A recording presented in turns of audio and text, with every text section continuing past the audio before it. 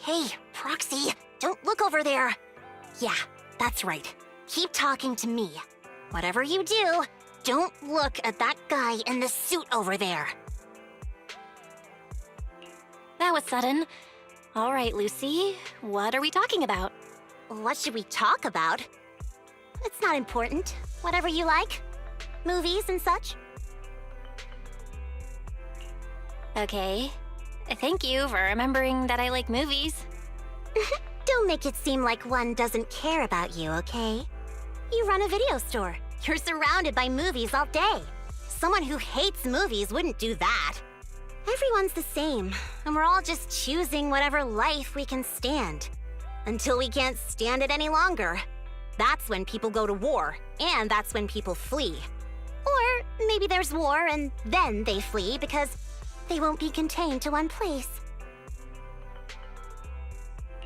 Are you speaking from experience? I never said that. Proxy, don't you think our conversation has gone a little too far today? I am not Bernice. I'm not the type to stand in a crowded place and loudly discuss the meaning of life with friends. I'm so happy you already consider us friends, Lucy. If we weren't friends, then what would we be? Girl, are you blushing? It's just, I'm a little hot. Don't you think it's way hotter here in New Eridu than in the Outer Ring? It's getting late. I should get going. As a friend, then, if I ever need help with anything, you can't refuse me. That's what friends do for each other. Miss Lucy, sorry, I forgot you don't like being called that. That's not the only thing you forgot. I told you, don't bother my friends again. Unless you want to have Grassy, Woody, and Bricky lining up to stomp you in the face! I remember what a gentle little princess you used to be as a girl. You may be wearing a spiky leather jacket now, but you wouldn't really do that to me, right? Watch out, or I'll stick this spike into your... I get it. You really have changed. I'm glad you finally got it. It's just as Mr. Montefiore predicted. You two really are the same. He's never told anyone, but he had quite a rebellious youth, too. What's that got to do with me? Mr. Montefiore ran away from home for a decade. 10 long years later, the prodigal son came back to assume his responsibilities. Those 10 years of hard work gave Mr. Montefiore the gifts of a lifetime, a tough personality, and the cunning to think outside the box.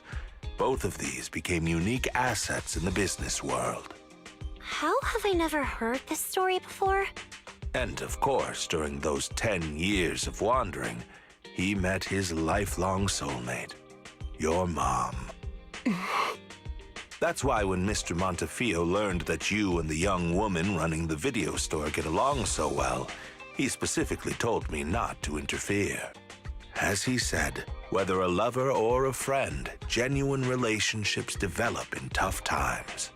When you're ready to take on your responsibilities in the future, you'll find yourself dealing with countless tasks, and during every exhausting late night, you'll need a warm embrace.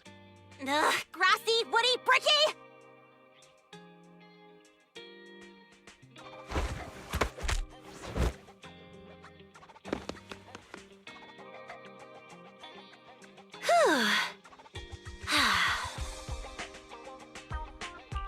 Feeling better now? I'm still angry. Father should have known he has no right to send one of his flunkies to tell us what to do. Empty adults always want to relive their lives through their children. But I'm my own person. I'm Lucy. I know what I hate and what I love. I will never surrender to what I hate. I want to stand beside what I love forever. The stars above the outer ring, my bike, eternal victory, and my companions. And including you. I'm only gonna say this once, so don't pretend you can't hear me.